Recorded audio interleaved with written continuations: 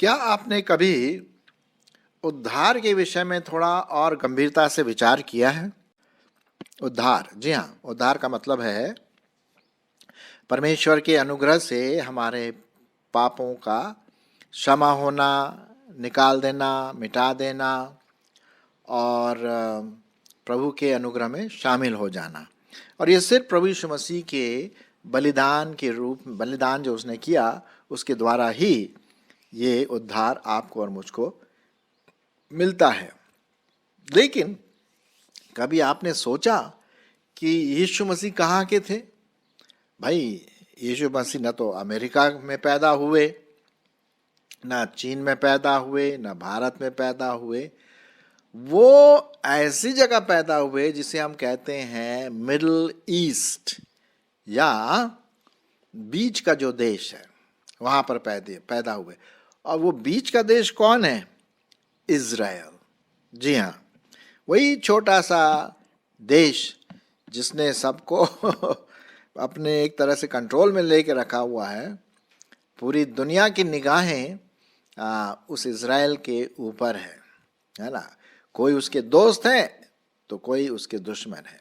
खैर, वो तो हो गई राजनीतिक वाली बात, हम उसमें नहीं जाएंगे। लेकिन जो इज़राइल में जो लोग रहते हैं उनको यहूदी जाति का कहा जाता है, क्योंकि वे अपने आप को ये कहते हैं कि भाई हम तो अब्राहम की संतान हैं, हम अब्राहम के, दाऊद के बेटे और बेटियां हैं जो यहूदी थे और उन्हीं से यहूदी जाति इज़राइल में बनी। परमेश्वर ने उनको चुना। अब परमेश्वर ने क्यों यहूदी जाति को ही चुना विशेष करके, ये आप और मैं भाई परमेश्वर से प्रश्न नहीं कर सकते। उसकी ऐसी इच्छा है, मर्जी है, जो वो करना मांगता है वो परमेश्वर है। तो जो करना मांगता है उसकी उसके अधिकार में है। लेकिन जब हम देखते हैं उद्धार के बारे में तो कई बार ऐसा विचार किया जाता है कि उद्धार जो है, उद्धार प्रभु यीशु मसीह का जो उद्धार वो हमें देने आया वो सिर्फ यहूदी लोगों के लिए है, यहूदी जाति के लिए है। अब जो यहूदी के जो लोग थे वो कभी कभी ऐसे ही सोचते थे, भाई जो मसीहा है या यीशु मसीह आया वो कौन सी जाति में से आया? भाई यहूदी जाति से आया, है ना। यदि आप उसकी स्टडी करें, विशेष करके पुराने नियम में और मत्ती, मरकुस, लूका, यूहन्ना, जो 4 सुसमाचार की गॉस्पल्स हैं, सुसमाचार हैं, उसमें हम देखते हैं कि यीशु मसीह का जो बैकग्राउंड था वो यहूदी जाति का था। अब ऐसा हुआ कि लोगों ने सोचा भाई सिर्फ यहूदियों का ही उद्धार होगा और किसी दूसरे का नहीं। किसी दूसरे का मतलब अन्य जाति, जो यहूदी नहीं है, यहूदी लोग उनको अन्य जाति के रूप में मानते थे, चाहे वो हिंदू हो, मुसलमान हो, सिख हो, बुद्धिस्ट हो या और भी कोई। तो यहूदी अपने आप को एक विशेष जाति मानती थी और जो यहूदी नहीं थे उन लोगों को वो जेंटाइल करके बोलते थे या अन्य जाति के लोग बोलते। तो उसमें सब लोग आ जाते थे जो यहूदी नहीं थे। जैसे मैं हूँ, मैं अन्य जाति में आता हूँ, आप हैं, आप भी अन्य जाति में आए, मतलब जो यहूदी नहीं है वो अन्य जाति में आ गए। ठीक है, अच्छा। अब आप सोच रहे होंगे भाई ये क्या टॉपिक आपने लाया? जी हाँ, ये टॉपिक लाने के लिए मुझे थोड़ा सा संदर्भ आपको देने की जरूरत थी, इसलिए मैं ये बातें आपको बता रहा हूँ। ठीक है, लेकिन परमेश्वर का वचन क्या कहता है कि उद्धार सिर्फ यहूदी लोगों के लिए नहीं। हालांकि यीशु मसीह यहूदी होकर के यहूदी जाति के पापों के लिए मारा गया, लेकिन सिर्फ यहूदी के लिए नहीं, पूरे संसार के लिए वो मारा गया, बलिदान हुआ। सिर्फ एक जाति, विशेष जाति के लिए नहीं था, वो पूरे मानव जाति के लिए बलिदान हुआ है। आप जानते हैं, बड़ा जाना पहचाना पद बाइबल में पाया जाता है और वो है यूहन्ना 3:16। हम सबों को याद है ज़बानी से, क्योंकि परमेश्वर ने जगत से ऐसा प्रेम रखा कि उसने अपना एक लौता पुत्र दे दिया कि जो कोई इस पर विश्वास करे नाश ना हो परंतु अनंत जीवन पाए। ये हम देखते हैं यूहन्ना 3:16। क्योंकि परमेश्वर ने जगत से ऐसा प्रेम रखा। जगत में मतलब सब लोग, नहीं लिखा हुआ कि सिर्फ परमेश्वर ने यहूदी जाति से ऐसा प्रेम रखा, ऐसा नहीं लिखा है। जगत, जगत का मतलब संपूर्ण मानव जाति के लिए प्रभु यीशु मसीह का बलिदान था। और जैसे कि आप इस चित्र में देख रहे हैं कि बाईं तरफ मैंने लिखा हुआ यहूदी है और दाईं तरफ, क्रूस के दाईं तरफ अन्य जाति है। तो यीशु मसीह का बलिदान सिर्फ यहूदी जाति के लिए नहीं था, सिर्फ अन्य जातियों के लिए नहीं था, वो दोनों के लिए था, पूरे मानव जाति के लिए। इसमें कोई विशेष जाति की बात नहीं आती, सब जाति के लिए, सब के लिए प्रभु यीशु मसीह बलिदान हुआ। अच्छा, कुछ यहूदी ये बोलते थे कि नहीं नहीं नहीं, यीशु मसीह तो हमारे लिए ही मरा, बस वो हमारे लिए उद्धार लाया। नहीं नहीं नहीं, ये बाइबल बिल्कुल नहीं बताती। मैं कुछ पदों को इसी से संबंधित मैं आपके लिए पढ़ूंगा, ठीक है। पहला हम देखते हैं, रोमियो करके एक पत्री पाई जाती है, ठीक है। आप ध्यान से सुनिए परमेश्वर का वचन। रोमियो और उसका पहला अध्याय 16 और 17 पद सुनिए। क्योंकि मैं सुसमाचार से नहीं लजाता, इसलिए कि वह हर एक विश्वास करने वालों के लिए पहले तो यहूदी फिर यूनानी के लिए उद्धार के निमित्त परमेश्वर की सामर्थ है। अब यहाँ पर पहले तो यहूदी हो गया, फिर यूनानी। यूनानी का मतलब है जो यहूदी जाति के नहीं थे, वो सब यूनानी लोग कहलाते थे, अन्य जाति के लोग कहलाते थे। मतलब यूनानी का मतलब यहाँ पर है अन्य जाति के लोग, जिसमें आप और मैं और इसमें पूरे संसार के लोग आते हैं, ठीक है। इज़राइल तो आते ही आता है, यहूदी तो आते ही आते हैं, लेकिन अन्य जाति भी हैं। तो पहले तो यहूदी फिर यूनानी के लिए उद्धार के निमित्त परमेश्वर की सामर्थ है, क्योंकि उसमें परमेश्वर की धार्मिकता विश्वास से और विश्वास के लिए प्रकट होती है। जैसा लिखा है, विश्वास से धर्मी जन जीवित रहेगा। ये बात यहाँ पर हम देखते हैं। आइए और भी कई पदों को हम पढ़ेंगे ताकि इससे ये साबित हो सके कि प्रभु यीशु मसीह का बलिदान, प्रभु यीशु मसीह का पुनरुत्थान, प्रभु यीशु मसीह का दोबारा आना हर व्यक्ति के लिए है, चाहे वो यहूदी जाति का हो, चाहे वो अन्य जाति का हो। परमेश्वर की दृष्टि में कोई एक विशेष व्यक्ति नहीं है, उसकी दृष्टि में सब समान है, क्योंकि हम सब पापी हैं भाई, हम सब पापी हैं, स्वभाव से पापी हैं।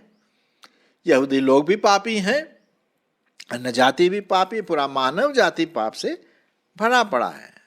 आइए हम देखते हैं रोमियो उसका 3 अध्याय, रोमियो उसका 3 अध्याय और उसका 9 पद। देखिए परमेश्वर का वचन क्या कहता है, ठीक है, ध्यान से सुनिए आप। तो फिर क्या हुआ? क्या हम उनसे अच्छे हैं?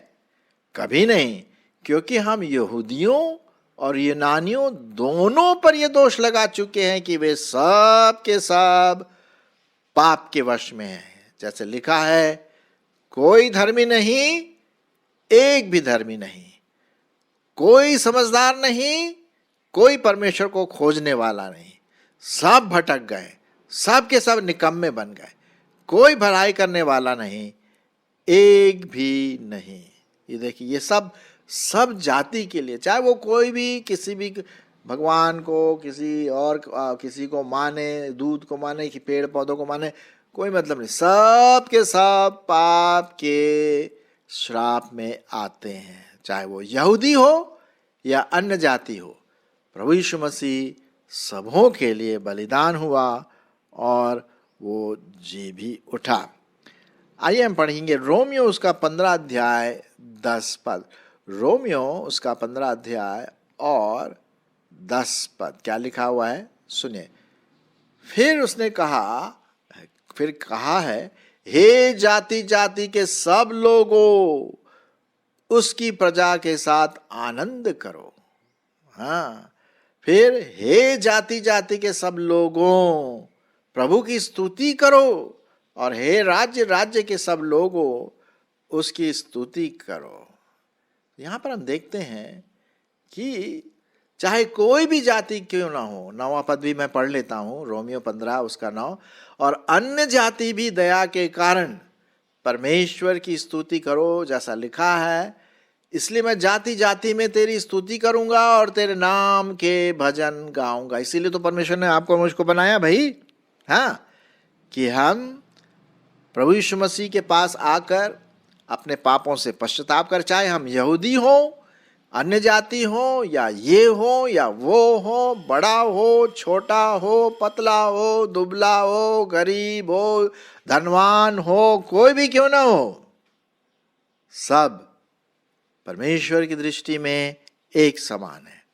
हम सब पाप के श्राप में हैं और हम सबों को उद्धार की जरूरत है। और इसीलिए प्रभु यीशु मसीह चाहे यहूदी हो या अन्य जाति, उन लोगों के लिए बलिदान हुआ।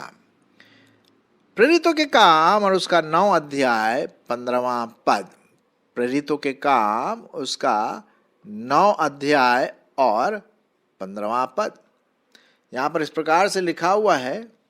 अच्छा, ये पौलुस के बारे में बात कह रही है। देखिए पौलुस के बारे में क्या लिखा है, परंतु प्रभु ने उससे कहा, उससे मतलब पौलुस से, तू चला जा, क्योंकि वह यह तो अन्य जातियों और राजाओं और इजराइलियों के सामने मेरे नाम प्रकट करने के लिए मेरा चुना हुआ पात्र है। जी हाँ, पौलुस प्रेरित जो था, प्रभु यीशु मसीह का दास, प्रभु ने उसको चुना, विशेष करके उसको चुना कि वो पहले तो यहूदी जाति के लोगों जाए और सुसमाचार सुनाए।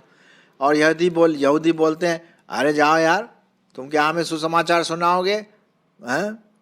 तो बोला ठीक है, अगर तुम लोग नहीं सुनना मांगते हो, मैं अन्य जाति की ओर जाता हूं। तो वो प्रभु कहता वहां पर कि वो अन्य जातियों के लिए, राजाओं के सामने, सबके सामने मेरा नाम प्रकट करने के लिए मेरा चुना हुआ पात्र है। ये परमेश्वर का वचन यहां पर बहुत साफ रीति से कहता है। इसी का प्रेरितों के काम उसका 19 अध्याय और 10 पद, प्रेरितों के काम उसका 19 अध्याय और 10 पद, क्या लिखा हुआ है? 2 वर्ष तक यही होता रहा, यहां तक कि आसिया के रहने वाले, क्या यहूदी क्या यूनानी, सबने प्रभु का वचन सुन लिया। और यहां परमेश्वर पौलुस के हाथों से सामर्थ के अद्भुत काम भी दिखाता रहा। तो देखते हैं मेरे प्रियो कि जो पौलुस था, उसने जो सुसमाचार सुनाया, हाँ पहले यहूदी लोगों को सुनाया, और अगर वो विश्वास में आ गए हैं तो अच्छी बात है, और उनको चिताया, सिखाया, परमेश्वर का वचन सुनाया। और अगर वो नहीं सुनने के लिए तैयार हैं, ठीक है जी, तुम पर कोई प्रेशर नहीं है, हम अब अन्य जातियों के पास जाते हैं जो वचन सुनने के लिए तैयार है। प्रेरितों के काम उसका 20 अध्याय और 21 पद में क्या लिखा हुआ है, जरा वहां भी देख लेते हैं। वरन यहूदियों और यूनानियों को चेतावनी देता रहा कि परमेश्वर की ओर मन फिराएं और हमारे प्रभु यीशु मसीह पर विश्वास करें। ये वही पौलुस प्रेरित है जो पहले तो मसीही जो थे ना, उनको बहुत सताता था, जेल में ले आता था, बंदी गृह में डाल देता था, घसीट घसीट के यातनाएं देता था। और जब प्रभु ने उसको पकड़ा, अरे साहब वो तो बिल्कुल बदल गया, बिल्कुल बदल गया। और वो अब दोनों जाति को, यहूदी जाति को और अन्य जाति को, परमेश्वर का वचन पूरे सामर्थ्य के साथ पवित्र आत्मा में हो करके वो परमेश्वर का वचन सुनाता रहा। मैं इसलिए आपको ये आज एपिसोड ये बता रहा हूं कि उद्धार सब लोगों के लिए है। परमेश्वर की दृष्टि में कोई विशेष बड़ा महत्व नहीं रखता है। हम सब मनुष्य हैं, जैसे मैंने कहा, बड़े हो छोटे हो, धनवान हो गरीब हो, भिखारी हो राजा हो, कोई भी हो, परमेश्वर की दृष्टि में मनुष्य है और सब पाप के श्राप में पड़े हुए हैं। तो चाहे वो यहूदी हो या यूनानी, प्रभु यीशु मसीह का बलिदान सबके लिए बराबर रूप से है। और यदि विश्वास करते हैं तो भाई जैसे बोलते हैं ना, बल्ले बल्ले, अनंत जीवन तो उन्हीं का है फिर। हाँ, अनंत जीवन उनका मुफ्त में दिया जाता है। हालांकि मुफ्त में क्या बोलेंगे, क्योंकि प्रभु यीशु मसीह को तो अपना बलिदान देना पड़ा ना, मुफ्त तो नहीं था, लेकिन दूसरों को जो दिया गया उनके लिए मुफ्त हो गया। तो यहाँ पर हम परमेश्वर का वचन बहुत साफ रीति से, सटीक रीति से देखते हैं। पहला कुरिन्थियों उसका 12वां अध्याय, पहला कुरिन्थियों उसका 12वां अध्याय और उसका 13 पद क्या लिखा हुआ है? क्योंकि हम सब ने, क्या यहूदी हो, क्या अन्य जाति या यूनानी हो, क्या दास, क्या स्वतंत्र, एक ही आत्मा के द्वारा एक देह होने के लिए बपतिस्मा लिया और हम सबको एक ही आत्मा पिलाया गया। बिल्कुल साफ रीति से यहाँ पर ये वचन बताता है कि किस प्रकार से चाहे कोई भी क्यों ना हो, दास हो, स्वतंत्र हो, गोरा हो, काला हो, छोटा हो, मोटा हो, पतला हो, कोई भी नर हो, नारी हो, है, कोई भी, वो मनुष्य है। परमेश्वर की दृष्टि मनुष्य है, वो जाति और विशेष जाति को नहीं देखता है, क्योंकि हर व्यक्ति को परमेश्वर ने अपने स्वरूप में सृजा और उसका सृजन करने का मतलब ये था कि भाई उसकी स्तुति और आराधना हो। लेकिन क्या हुआ, सब मानव जाति पाप में गिर गए। ये तो आप जानते हैं, कई बार मैंने इसके बारे में आपके सामने ये बात कही। तो हम घमंड न करें कि भाई यीशु मसीह तो यहूदी जाति से आया था, अन्य जातियों में से नहीं आया। हाँ ठीक है, यहूदी जाति से जरूर आया था। परमेश्वर की ऐसी योजना थी जिसके बारे में हम कोई प्रश्न नहीं कर सकते हैं और करना भी नहीं चाहिए, क्योंकि वो महामहिम परमेश्वर है। लेकिन हमें ये देखना है कि जो अंत का जो बात है वो ये है कि उद्धार सभी के लिए, सभी के लिए, यहूदी लोगों के लिए भी है और अन्य जातियों के लिए भी है। अब उसमें अन्य जाति में आप भी आ जाते हैं, हम सब भारत के जो लोग हैं उसमें आ जाते हैं, और रूस के लोग आ जाते हैं, चीन के लोग आ जाते हैं, अमेरिका के लोग आ जाते हैं, यूरोप के लोग आ जाते हैं, अफ्रीका के लोग आ जाते हैं। जो यहूदी नहीं है वो सब अन्य जातियों के क्राउड में, उसके पाले में आते हैं। ठीक है, तो ये परमेश्वर का धन्यवाद हो भाई कि परमेश्वर ने अपने आप को हम पर ऐसा प्रकट किया, नहीं तो हम तो नरक में जाने वाले थे। आप मेरी बात समझ रहे हैं ना? हमें परमेश्वर को धन्यवाद देना है कि भाई ये उद्धार का कार्य हमारे लिए भी है। अब हम स्वर्ग जा सकते हैं। अब मैंने 17 साल की उम्र में प्रभु यीशु मसीह को ग्रहण किया और उसके बाद तब से लेकर के आज तक मैं उसके बारे में ये गुड न्यूज़ सबको बताता हूँ कि भाई पश्चाताप करो, प्रभु यीशु मसीह पर विश्वास करो, उसके बलिदान को स्वीकार करो विश्वास के साथ और उसके पीछे हो लो। यीशु मसीह ने कहा जो मेरे पीछे आएगा उसे मैं कभी नहीं त्यागूंगा। ये उसकी अपनी प्रॉमिस है, अपनी प्रतिज्ञा है जो आप सबों के लिए है और हम सब मानव जाति के लिए, चाहे वो यहूदी हो या अन्य जाति के लोग क्यों ना हो। तो मेरे प्रियो, आज हमने इस बात के बारे में बात किया कि जो उद्धार की जो बात है प्रभु ने जो हमारे लिए किया, ये उसका अनुग्रह है कि उसने सब के लिए ये मार्ग खोला। एक विशेष समुदाय के लिए नहीं, सब के लिए, क्योंकि सब मानव जाति है भाई।